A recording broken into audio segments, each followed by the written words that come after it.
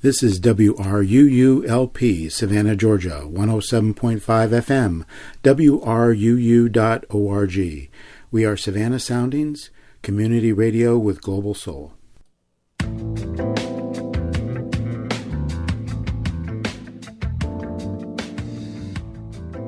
You are listening to One Human Nation with your host, Sandy Batiste.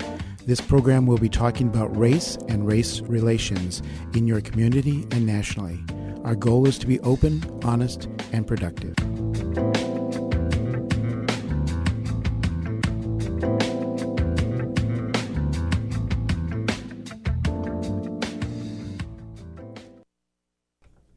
Welcome to the One Human Nation show. I'm your host, Sandy Batiste, and welcome back. We are going to continue our conversations about race and realizing that it is a touchy subject. I do want to share with you that the viewpoints expressed in the following program are not necessarily those of WRUU, its license holder, or its staff. The following program may contain subject matter and realistic language that some listeners may find objectionable. Listener discretion is advised. So as we continue our conversations about race, it's all about sharing our stories in an environment that we hope is safe, honest, open, and productive. We want to create an environment where we can all learn as well as share our stories about race in the United States with the end goal that we can move towards becoming one human nation.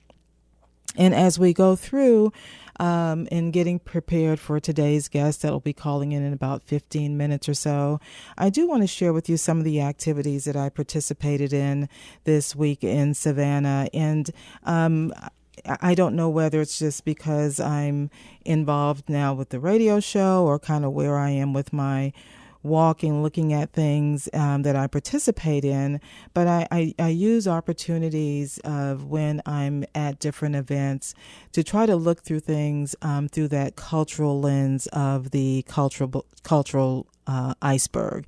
In other words, what are some things that I'm looking at externally that I may have a bias about, as well as observing some internal culture. So this week there was an event where there was getting input, kind of a visioning activity for the city of Savannah, and it was divided up into districts. So different districts have their opportunity, and the people from that district go to the designated location and start sharing what their concerns are, as well as what they see as the vision for the organization. And two things that came up out of that definitely related to our deep culture. And it's very interesting because it was a mixed group.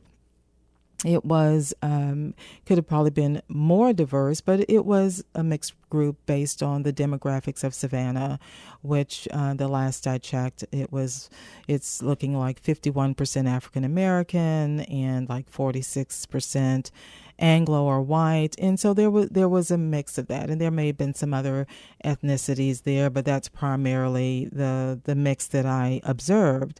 And there was one discussion in one area talking about housing and how housing was so old and they needed to focus on attracting new families in there, and the housing stock was so old, and there was just this emphasis on the housing stock being so old. And this one lady in how to attract young families in that don't want to deal with the old houses and not having the money to fix up housing. And it was very interesting because the person that was bringing this argument was an older person, and then there was a person that stood up and said, well, I'm one of the young families that have moved into this area, and I like the mid-century house. You know, I like the housing in the air in the neighborhood. So it was a different perspective, and it's all about being careful about what we may think is something old or something that someone would not want to have or live in. it really does create a home for someone else. So it's about adjusting those expectations and realizing that we're not all going to look at every single topic the same way. We're not going to look at housing the same way or public schools the same way. But it was interesting in this dialogue of the things that people focused on. And it really spoke to this internal culture. The other response, because there was also, there was a reference to, well, how much the crime has increased. So this is all interesting to me because, of course, when I moved from Savannah, it was many years ago, like 30 years ago plus. And I'm very fortunate in the very community I live in. We don't have the crime issues that a lot of Savannah has. But there was concern about that, for some of the people talking about the crime. And it was interesting, again, someone with a different perspective, a young person that moved into the area to start a family, really kind of spoke to two things. And this was two separate people. One spoke to, not making assumptions because the comment was made, well, this is what happens when you have Section 8 housing. And there was a person that stood up in response to this and said, well, we have to be careful how we identify that everybody that's in Section 8 housing doesn't take care of their property. And she went on to say, because I lived in Section 8 housing and I always took great pride in taking care of my property. So there is a stereotype that when we hear Section 8 housing, we automatically assume that it's going to mean that that's going to be someone that does not care about their property. Of course, there's another flip side to that in talking about, what kind of responsibilities do landlords have. And these are, I think, universal problems that I hear from community to community. I heard some of the same issues when I lived in Austin, and I'm hearing some of the same issues here. It's like, well, how do we keep the landlords accountable to make sure that the properties are being taken care of, and how do we manage that, and how do we enforce? And it's the same. I hear some of the same stories. And the city of Savannah is a lot smaller city than Austin, but it's all relative. The conversation is about budget and how what's going to be the priority, and that's what this visioning activity was about. So one of the things I would encourage you to do is to be involved in the local level in your city, in what is going on in your city. Have a voice, attend meetings, show up, and be involved in your neighborhood association. Go to those meetings, because typically that is how the city recognizes, as a municipality, that's how they recognize different communities. They are looking at, well, who is the voice for this particular neighborhood. And one way that has evolved is through neighborhood associations. So if you're not involved in your neighborhood association, if you don't attend the meetings, then it's very difficult to know what's going on, when things happen, and feeling like you're blindsided. And if you can't attend your neighborhood association meetings, then the other part of that is at least be engaged to know, what activities, because there's typically minutes, the local level to me is where you really can get involved and make a difference. Not to saying that you should not be involved on your state level or the national level, but sometimes the bigger the pot gets, it gets even more and more overwhelming. And it may be just focusing on what's happening in your neighborhood and how do you get engaged in that and manage that chunk of it and see what can you do as that individual in your neighborhood and get to know your neighbors. So that's what came out of this from another person that was saying, and she was, now everybody looks younger to me, but she was a younger person saying that, what she did in her neighborhood on her street, she made a point of meeting the neighbors, knocking on their doors, introducing themselves, and she has all of her neighbors names and phone numbers, and they have hers on her street. And it was all about getting back to the way things were done when you knew who your neighbors were, and realizing that a government approach for a government to try to solve all the problems is not feasible, because you're going to run back into the problem of the budget and which areas are going to get priority. And I think that's the challenge for a lot of the municipalities, the local level, whether it's the city or whether it's the county.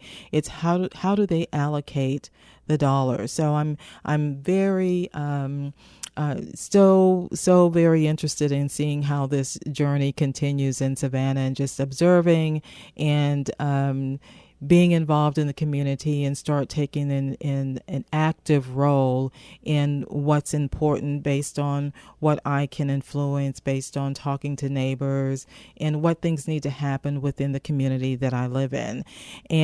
But doing it through a cultural lens, realizing that a lot of our communities have changed from what we knew when we grew up, especially if you're like me and you're back in the neighborhood that you grew up in. 40 years ago, 50 years ago, it's different. But fortunately, in my case, it's not different in a bad way. It's just, it's different. But how do you take a look at it from this point and see, well, what is this going to look like 3 to 5 years from now, and what can I do to have a positive influence? So one of the things in preparing for the caller that's going to be calling in, she's going to be talking a little bit about kind of a range of stories. There are going to be a couple of different stories that Betsy's going to be sharing with us. She does live in Austin, and she's going to share some of the stories of, how it was when she was growing up, and, kind of just transitioning on to that moment when she became awake and aware of the difference in color and how she was treated as opposed to her friends that were not of the same ethnicity. So I hope you stay tuned for that.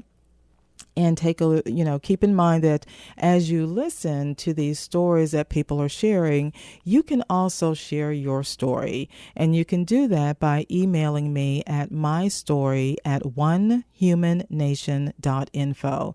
Now, you don't have to email your entire story. You can just email and say, I'd like to share my story, and these are some of the things that I want to talk about, and I will respond to your email, and we will get connected, have a little phone interview, and schedule what show, because as you probably noticed, I only schedule one call per show, because I want people to feel comfortable and safe, and have enough time to get their story out. And if you're feeling like, wow, I'm only going to have a minute to talk, and then there are other calls coming in and the phone's ringing, well, the other part of that is somewhere along the line I'd probably disconnect somebody, because it's a little bit complicated. So it is much easier for me to have more of a controlled environment, and hopefully that makes for a more productive conversation.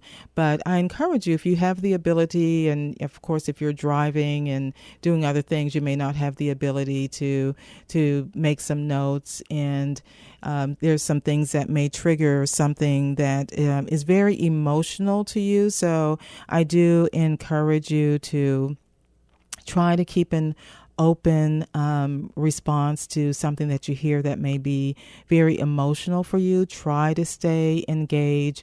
And as we say in the One Human Race initiative, the divine can be found in the tension. This is all about being open to information regarding how the concept of race and the history and the development of institutional systemic racism impact our community and the places we work, as well as the places we worship. And even in the places that we go to, for enjoyment, whether it's going out to eat to a restaurant, whether it's shopping, whether it's being involved in different forums, there's a certain hierarchy of how things flow, and it's a lot easier to for me to move into that space if I put on my cultural lens. And then the other part of telling your story is to speak your truth using I statements. So keep in mind that when you are sharing your story, you want to share it from the perspective of this is your story. It's not something you heard, from someone that told it to someone else and you've heard about it, unless you're sharing in your I voice how you responded to that. And because we want to make sure that you're sharing your truth. And sometimes it's easier to judge what others are saying or what others have done or how they reacted, as opposed to taking ownership of that moment. And sometimes that moment is so quick, we blink and it's over, and then we're looking back on it and going, I should have said this, or why didn't I respond this way, or why didn't I say more, or, and we miss the opportunity. Unfortunately, that means that we will probably have other opportunities, unfortunately, with the ongoing problems that we face in this country, because we have not embraced reconciliation. And if we cannot get through the reconciliation process, which in itself can be painful, we can't get to healing. And if we can't get to healing, we can't move towards justice. And that's very difficult, because a lot of us want to get to, well, let's just make it all better.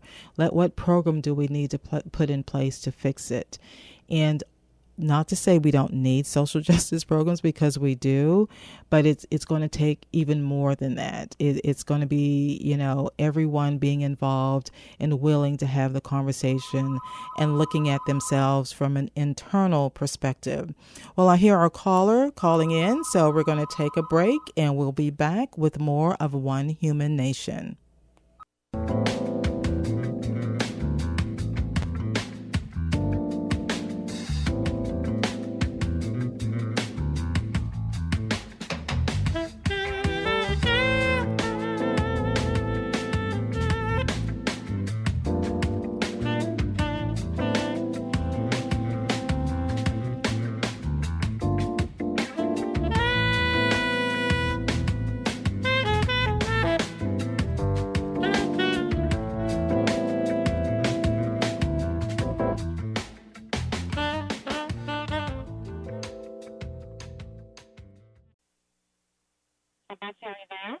I'm there. I'm here. Yes. Okay, we'll try it, right? Well, that's good. Okay. So, I was letting the listeners know that you live in Austin, and we kind of met through my travels in Austin, and right, and actually attended the same multicultural church in Austin. So I do appreciate your willingness in sharing your story. So why don't we start kind of at the beginning? Your growing up days in Austin. Yeah. And what your experience was, and kind of what the time frame. Okay, and I'm not shy about saying that I was born in 1948. Okay. So my first story that I think I shared with you not long ago, and shared with several people at the conference, One Human Race, was probably about 10 years old, and my father worked at a subsidiary of UT at the University of Texas, and he worked at a lab in technical writing, and one of his colleagues was an African American, real good friend of his, and we all became friends. And I remember vividly, I can see the whole day. I remember Boston and Reginald were the young sons of my father's colleague. And Boston and Reginald came over to our house. My sister, I have a twin sister named Barbara, so if I say we, sometimes you'll know what I'm talking about. I have a hard time separating. Right. I can't say, well, when I did this and I did this, or when we did this. Right. So anyway, Barbara and I, we decided one day when Boston and Reginald came over that we'd go hunt this is way backdating me, but we'd hunt for Coke bottles so we could go sell them, and then have some money to go get a Coca-Cola. Like, there was an old-fashioned drugstore that had a soda fountain. Okay. And so Barbara and I and Reginald and Boston went over there, and my sister and I didn't think a thing about it. I mean, we were just, getting cashed in our bottles at the little the filling station, we called it back then. Of course, now it's not like a service station. Right. Now you don't even get Now service. you don't get right. Yeah, boy, those were the days. But at any rate, we all four of us walked in and hopped up on started spinning around on the stools at this soda fountain drugstore, and it's a neighborhood drugstore bar. I mean, that's where we got all of our prescriptions. My mother did, and so it was just a homegrown deal. Right. Well, all of a sudden, I hear Boston. He was the oldest. Boston Reginald. He was about 2 years older than Boston. But anyway, Reginald looked at a sign behind the counter, which I'd probably seen, but it never registered. Right. Because I think my sister and I were about 10. It was probably about 58. And he said, uh-oh, we're probably not going to get served.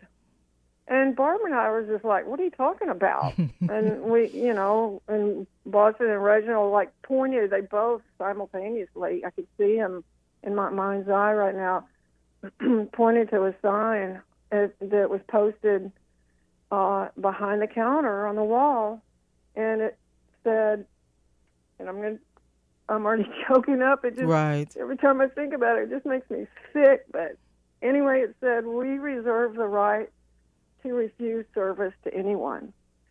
And Barbara and I didn't even know what that meant. I mean, we were just like, what are you talking about? What? And Reginald said, that means they don't have to service if they don't want to. And we were like, why? Because we're colored. And back then that's what they, it was colored people and white people. Right. And so I mean, we were just, Barbara and I just didn't even know what to think. It had never been an issue in our lives. Right. And nobody ever sat us down to give us a talk, like probably you know what the talk is, but right. we never heard it because we were born white. Right. So we were just dumbfounded, and fortunately, nothing happened. In fact, hey guys, hey kids, what do y'all want? And so we got our Cokes and spun around some more on the stools, and then took off and went back to our house. It was only a couple of blocks from where our house was back then. But it just was the first time that I'd ever encountered anything having to do with race and with the color of your skin. It just was never anything that was brought up in our house. Right. That's what I was getting ready to ask you, Betsy. So it just was not a conversation that that was ever in your house. So it was kind of like that moment, kind of a wake up call when you're a kid for you to awakening. And it's at that age, it's like, what do you do with that? And I know some people listening will say, well, Sandy, that was a long time ago, but unfortunately it's still happening. And so as you think back on some, as you continue to go, through life, what was some, in getting to high school, what were some of your experiences, if any, during that time, or, going through college, what were some of your experiences then? Well, the high school that we went to, I remember, conversations about, I think that was when they started the idea of busing. Okay. And I remember, we lived in a low-income area anyway, so that it wasn't like, I felt like anything was really different, but I would see on TV all these discussions about busing, and then of course in the 60s, the Martin Luther King Jr. and the race. Well, I mean, my gosh, all the stuff that was happening with marches and race relations. It to this day. I mean, just talking about it, I just, it was horrifying. It was horrifying to the March on Selma and John Lewis getting well, the whole thing. I mean, to even name one name is stupid. It was something that really carried through for my whole life. In fact, that's the best thing about the church that I've found. I was raised Episcopalian, but it wasn't multicultural. It was because it was, most places are not are not like that. Like you said, Sandy, to this day. Right. But at any rate, it was you'd see it on TV, and I'll never forget, the day I know that it was April 4th, and I can't pull up in my brain the year, but I know the date was April 4th when Martin Luther King got assassinated. Right. And it blew me away. I'll never forget where I was in college. Right. And I was sitting out on a porch, and I heard the news, and I couldn't move. I just sat there, and just tears just started streaming down my face. It was like, what is going on? Yeah. And like you said, what makes me sick is that, okay, look, I think there has been some progress. I mean, you don't see white signs and colored signs anymore, and but not anything near the progress that I would have thought in 60 years. I mean, right. It just seems ridiculous that's even an issue. This is even is subject that we're even talking about anymore, but it is. It is. And what I'd like to do, because we're going to take a little break so I can do some announcements. And then I have a story about what happened to me in high school. Okay. Let's get that story, because what I was going to have you do when I do the break was to think about some of the experiences, because I know you were very much involved with the music part of Austin through your work. And I was wondering, and we didn't talk about this initially, so I was going to give you time during the break to think about it. That's why I'm going to let you go on and tell your story about what happened to you, the high school experience. The high school, yeah.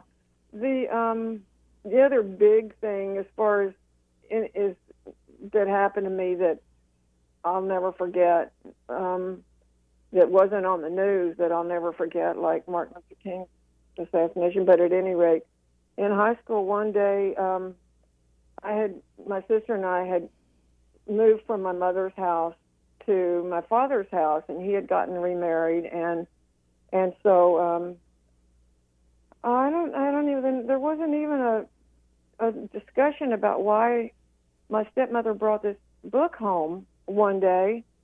But one day, my sister and I came home from school, and we were in high school at that time, and my stepmother said, "Hey, I've got something for you girls to read. I've got a book for you girls to read." And we're like, "Okay." And it was John Howard Griffin's book, Black Like Me. And I'm struggling not to cry again, but it was the most incredible story. How this white person decided to see what it was like to be black, right? And did the skin pigmentation, and maybe did some other stuff.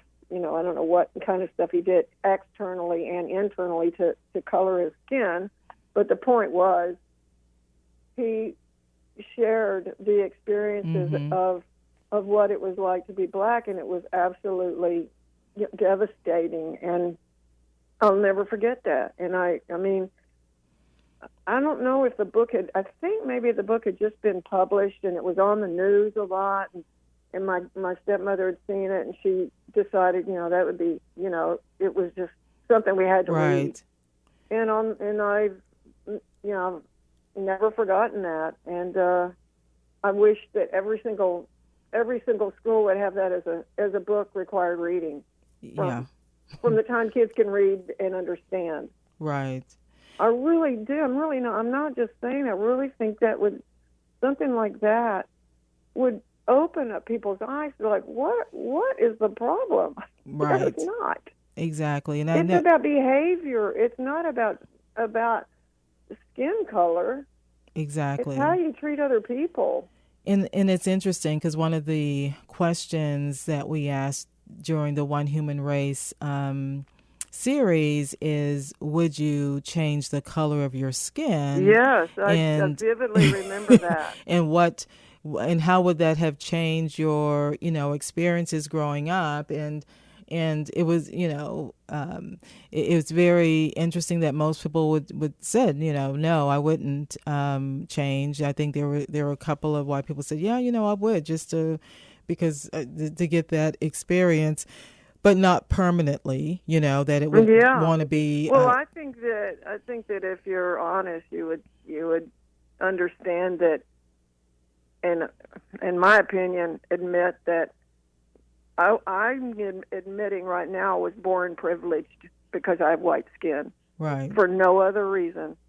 Right. Even though I was in a very poor neighborhood and I have stories about all kinds of stuff with some hair-raising experiences with drug addiction in my family. Right. And all, but it doesn't, the point is I started out privileged. Right. Through no effort of my own. Right. So, and I just, I think that's so ridiculous. But that's the world we live in. So one of the things, Betsy, and I'll ask you to stay on the line, if you can kind of think through, since you were very involved in the music scene, and you were, I know you worked for a long period of time for a community radio station in Austin. So I want you to think about, while we take this short break, think about some of the experiences that Black musicians went through that white musicians didn't go through. If there was any that stands out in your mind, and you can think about which one because there's probably more than one, unfortunately, but if you can think of one, one story in reference to that, and be willing to share that when we come back, that would be good, because I think the other part of this is realizing that unfortunately this touches on every facet of our lives. And what I often share with people is we need to know our history. And our history is not only a Black history or white history or Native American history, it's all of it together. In our music history. And, it's like we need to start sharing the stories and learning the truth. And through that process of sharing the stories, maybe we can get through what needs to happen for reconciliation, for healing, and for justice. So we're going to take a short break, and I will ask you to hold on, and we'll be right back. All right, sounds good. This portion of WRUU LP Savannah Soundings programming is made possible by a grant from Sentient Bean, offering fair trade coffee, vegan and vegetarian food, and breakfast all day. Located at 13 East Park Avenue, across the street from the tennis courts at Forsyth Park. Our menu and special events listings can be found at sentientbean.com. As a business, if you enjoy programming on WRUU-LP, please support the station with a donation. Let your customers, neighbors, and friends know that you share our vision of building a thriving community based on diverse, vibrant radio programming. As a business partner, our listeners will know you support Savannah's only broad-based community radio station. Become a tower sponsor or underwriter. To check out the levels of corporate sponsorship and to donate, go to www.wruu.org/corporate. Again, to check out the levels of corporate sponsorship and to donate, go to www.wruu.org/corporate. Thank you for listening and supporting WRUU-LP, Savannah, Georgia, 107.5 FM, WRUU.org. We are Savannah Soundings, Community Radio, and Global Soul.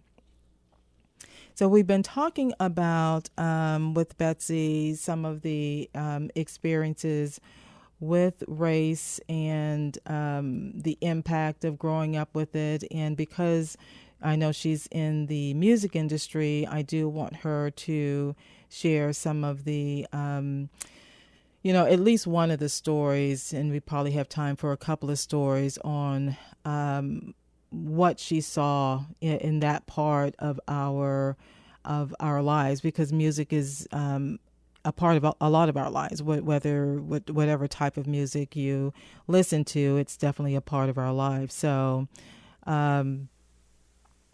Betsy, are you still there? Yeah, and I was thinking about how music for me is it's almost like the communication that reaches us all. I mean, I've gone to concerts where it's just brings everybody together. I mean, just in this feeling, the spirituality almost. I mean, I honestly feel that music is the common denominator of us all. It reaches our souls, and I've experienced that at my church. In fact, the story real quick about the radio station that involves my church is that one day I was walking down the hall in the one of the producers. Her name, unfortunately, she's passed away now, but she was a wonderful radio producer named Olive Graham. And Olive, one day, I was walking down the hall, and she said, "Hey, Betsy, there's this really cool jazz concert series we're starting at our church, and I think you'd really like it because I know that you love all kinds of music." So we stood in the hall and talked about it, and it was the first annual Jazz at St. James concert series. And she told me about it, and I think it was like on a Thursday or Friday, and I think it was on a Thursday because I remember thinking, well, I can't go the next day, but maybe I could go Saturday because it was a Friday-Saturday deal. And I was so bummed out that I didn't get to go that year. And but the next year I was bound and determined because Olive had told me how great it was, that it really went well, and you know how time flies. Next thing you know, right. She's telling me about it. I'm like, I'm going no matter what. And so I'll never forget walking into this church, and there was an African American young man playing steel drums right underneath the cross at the altar, and I'll never forget it. It blew my mind because it was, first of all, the sound was amazing, and this guy with dreadlocks. It was just banging away and making this most incredibly magic. I think he's from New Orleans, and it was just amazing. And then I looked around and saw how diverse the audience was, and I just thought, this is the kind of church I'm going to go to. And it's got the music and it's got the people. And seriously, that was on a Saturday night. And the next day, I thought, I'm going to get dressed and go to church on Sunday. And I hadn't been to church in forever. I mean, really and truly. And I walked in, and the congregation was the same way as that concert that night, Sandy. It was amazing. It was black people, white people, gay people, straight people, people all ages, and just the common denominator were smiles on their faces and their welcome attitude. Right. And so that was interesting how my radio career got me into my church, and then the music that I would fortunately so often get exposed to through my radio career. I was in the promotion department, so I wasn't actually, involved with having a radio show or any kind of music show. But I did a lot of the promotion and brought people into the studio for interviews and so forth. And we were also in the same building as Austin City Limits. And the very first concert was good news, was a good story and a bad story. The good story was it was Ray Charles, and I got to go to the sound check and just sit there and watch this man do his magic. Wow. Yeah, I mean, it is unbelievable. But there was a moment when I was downstairs in the loading zone, and there were some crew people walking in and out, and then there was a car that came up and pulled in, and somebody, I heard a white, I don't even know who it was now. I wouldn't name the name, but at any rate, a white person saying to an African American guy, you can't park here. This is for employees only. This isn't, and immediately assumed that this person, this African American guy, had no right to be there. Well, he was one of the crew people for Ray Charles. Right. And so I thought to myself, like, oh my gosh, I mean, it was like that has to happen so much where somebody assumes something that's absolutely, right, have no basis other than the skin color. Right.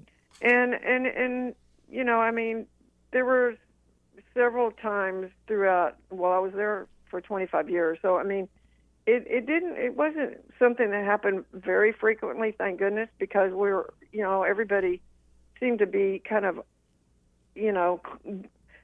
clued into the fact that, we were all people. Right. It was just, we're people, whatever we do in life, we're all connected as a human being.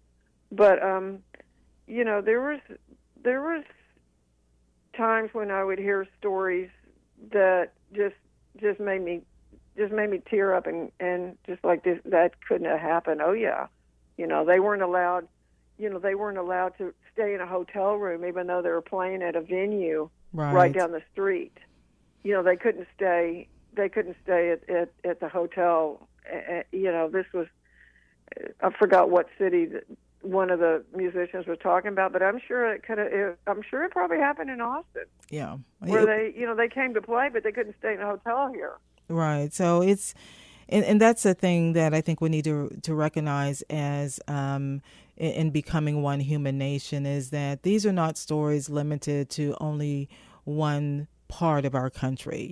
This is not a story that just only happened in the South or only happened in the North, or it's unfortunately it's our history, and it's about embracing our history so that we can move forward, so we can get through the healing. Right. And there it is uncomfortable. I mean, it is painful, and it's like opening up a wound that just doesn't seem to ever want to heal.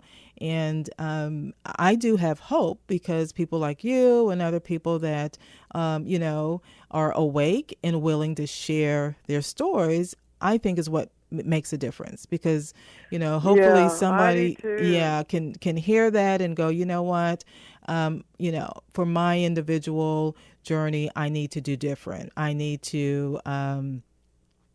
do some things differently of what I can impact. And that's what it's all about, because if not, it is overwhelming. It is overwhelming, especially with the current events that are happening, that you can just, want to like, go. Are we moving backwards or forwards here? What happened? Yeah, exactly. So it does kind of give you pause, but it gives me hope. It gives me hope because I think we really haven't had that reconciliation moment as a nation. And until we have that moment as a nation, all we can do to some extent individually is what we can do in our neighborhood. I do think there is a bigger issue that has to be resolved with the United States as a nation, But, how do we influence that, how that works out, is beyond the scope of what Sandy can get her mind around. But, well, I agree. Last night I had dinner with a friend, and I don't know, I was just making small talk, and I don't know what his background was or is, but he, we were just talking. I said, something about I was going to be interviewed on a radio show. And he said, really? Oh, tell me all about it. And so I started telling him about it. And as I talked about it and told him what the scope was and what I was going to be sharing, what stories I was going to share, I realized as I was speaking to him, I thought, I wonder if this one story might make a difference in his life, because I don't know what his background, right. I don't know. And it dawned on me that he might have had his eyes opened that that he wouldn't have otherwise. Right. And then maybe it got him to thinking about things, and then he might share that with someone else. Exactly. And I think that's all we can do is hope that we just keep sharing our stories and having people come, almost come to life. Right. I mean, like, oh, yeah. Oh, yeah. What difference does it make? Come on. Yeah, exactly. And I do think it is that awareness and that awakening, and then it's about taking action. But it's the baby steps, because for a lot of people, it is, it's like, oh my gosh, we have to have this conversation again. It's like, well, we haven't reconciled of where we need to really be with the whole race issue in this country. So yes, we do have to have continued conversations, because, we continue to see the problems and the issues. And like you said, it's a behavior. It's what people are taught. And it's the validation that continues to happen out there, that based on the color of your skin, one segment has privilege and power and the other doesn't. And that dynamics is what creates the tension. So all we can do is what we can do in our individual, in our individual walks, and having the courage to have that conversation at dinner. You may think it's small talk, but it, was actually, Well, really, it was interesting. The more I was saying, I was like, it was almost like I came out of my body, and all of a sudden I realized, oh my gosh, I don't know what Daryl thinks. I don't know if he was born with an attitude, right? What I'm going to call it, and like, oh gosh. And I thought to myself, well, it's high time. The guy's 85. I thought, well, maybe it's not too late. But I was, the way he looked at me, it was like his eyes kind of got real wide. And I thought, well, it's high time, Daryl.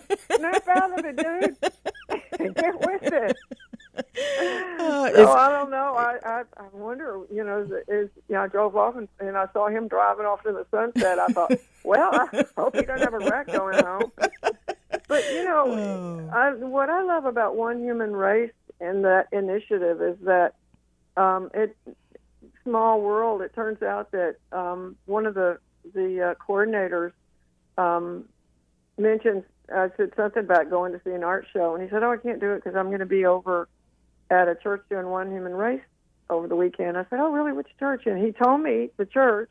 I don't know if I should say it out loud, but the point is, I'm like, oh my gosh, that's my twin sister's church. It's way across town from where I live. Right. But I've been to that church a few times, and it is quite, let me put it this way, it doesn't have the multicultural, diverse look that my church has. But they all seem like, and I'm sure they are, really, really nice people, but they need to be educated. Right. I bet they, and my friend who did the coordination said there was like 40 or 45 people there. Right. I said, oh my gosh, that's great. Yes. But, I think a lot of it is education and just those films. I don't know. The films that were included in that, right, that we talked about, they were amazing. Yeah. That should be something, but should be required viewing, actually. Yeah, and especially considering those, I think those were made in 2004, and and it's still relevant, because when you're telling history that is true, the history is not changing. Exactly. When you're telling that's so but right. when you don't know the history and you hear it, it is eye opening. And so, Betsy, Ugh, I'm taking a look at the time, and it's 5:55 my time. So you better go. we're going to wrap up. Is there anything else that you'd like to share? I mean, I just quickly just thank you for inviting me to be on, and I love community radio. I'm going to plug that. I've been in public radio since, well, it was 25 years here in Austin, but I was in Dallas at KERA and in Sacramento, California, and it's really when you ask people to contribute, it's really an investment in right in programming that you're not going to get anywhere else. And I really admire that you guys are doing that, and I can't wait to see your station when I come visit. I hope sometime maybe next year. But thank you for inviting me. Thank you so much, Betsy, and you have a fabulous evening. You too. Take care. All righty. Bye. Bye. And you're listening to WRUU-LP Savannah, Georgia, 107.5 FM, WRUU.org. We are Savannah Soundings Community Radio with Global Soul. Our guest speaker was Betsy, and she's out of Austin. And since she did such a fabulous plug for supporting community radio, I do want to remind you, if you enjoy our programming on WRUU-LP, please support the station with a donation. As an individual, you can give any amount, become a basic station member, or become a serious fan of the station. To check out membership rates and to donate to the station, go to www.wruu.org.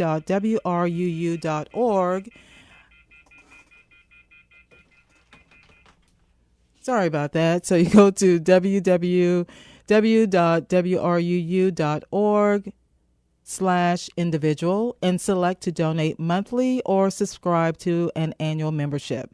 Again, to donate, go to the station, go to www.wruu.org/individual and select to donate monthly or subscribe to an annual membership. Thank you for listening to and supporting WRUU-LP. As a reminder, and of course, I do want to share with you, I have donated to the station, so I wouldn't ask you to do something that I haven't done myself.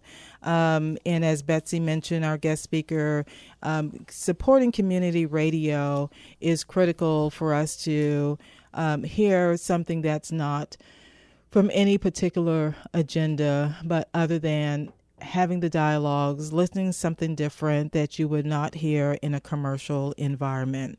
So as we start wrapping up for today's show, I do encourage you to listen next week. If you haven't already taken the implicit association test that you can connect to from the One Human Nation website, you go to onehumannation.info and click on the link to the implicit association test. I do plan on sharing with you some of the outcomes that I've experienced from taking this test. And I want to start the show next week with that, just because it's all about sharing our stories. If you want to see some of the clips that Betsy was referencing that we use in part of the One Human Race initiative, that's from PBS series Race, the Power of an Illusion. And that was produced by the California Newsreel. We've got a couple of clips that are posted there. Again, if you would like to share your story, you can go to My Story. Send me an email to mystory@onehumannation.info. I won't put you on the spot. You can just email me. We can chat, and you can decide at that point if you'd like to be a guest on the show, and we can share your story at that time. Next up is Sound Limit with Troy Stoner. Thanks for listening to the One Human Nation show, and I encourage you to engage in some cultural activity this week that's diverse and that may create a little tension for you, but it continues our growth as we go on this journey together to become one human nation. Thanks for listening and have a fabulous week.